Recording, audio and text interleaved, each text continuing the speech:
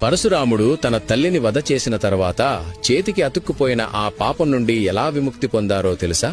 ఇది మహారుషి జమదగ్ని మరియు ఆయన ధర్మపత్ని పతివ్రత రేణుక అమ్మగారి కథ. ప్రతిరోజు రేణుకమ్మ నది నుండి మట్టికొండలో నీళ్లు తీసుకువచ్చేది. ఆమె శక్తి వల్ల ఆ కుండ ఎప్పుడూ పగలేది కాదు. వారికి 5 కుమారులు. అందులో చిన్నవాడు విష్ణువతారుడు భగవాన్ పరశురాముడు. ఒకరోజు రేణుకమ్మ నది రొద్దకి వెళ్లి నీళ్లు తీసుకుంటున్నప్పుడు స్వర్గ గంధర్వులు అక్కడ జలక్రీడ చేస్తుండటం చూసి క్షణం మాత్రమే మనసు మోహానికి లోనైంది. అదే సమయంలో ఆమె సతీత్వ శక్తి క్షీణించింది. అప్పుడు ఆ కుండ పగిలిపోయింది. ఆశ్రమానికి తిరిగి రాగానే ఋషి జమదగ్ని తన యోగశక్తితో జరిగిన విషయాన్ని తెలుసుకున్నారు. కోపంతో ఉవ్వెత్తున ఎగిసిన ఆయన తమ కుమారులకు మీ తల్లిని వధించండి అని ఆదేశించారు.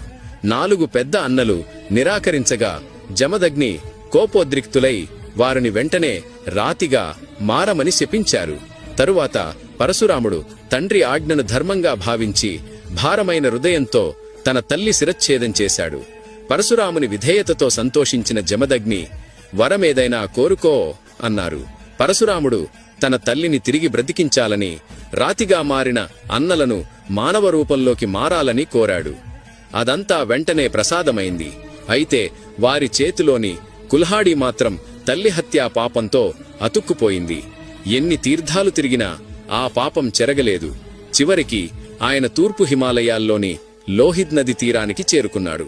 అక్కడ ఈ పవిత్ర కుండలో చేతిని ముంచగానే ఆ పరశు స్వయంగా చేతి నుండి జారిపడింది. పాపం శుద్ధి అయింది.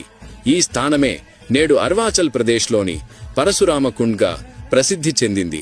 ప్రతి సంవత్సరం మకర సంక్రాంతి నాడు వేలాది మంది భక్తులు ఇక్కడ స్నానం చేస్తారు, తమ పాపాలు పోతాయని గట్టి విశ్వాసంతో. ఎందుకంటే ఇదే కుండ్ భగవాన్ పరశురాముణ్ణి కూడా పాపముక్తులను చేసింది. భగవాన్ పరశురాముణ్ణి హృదయపూర్వకంగా నమ్మే ప్రతి భక్తుడు కామెంట్స్లో జై పరశురాం అని తప్పక రాయండి.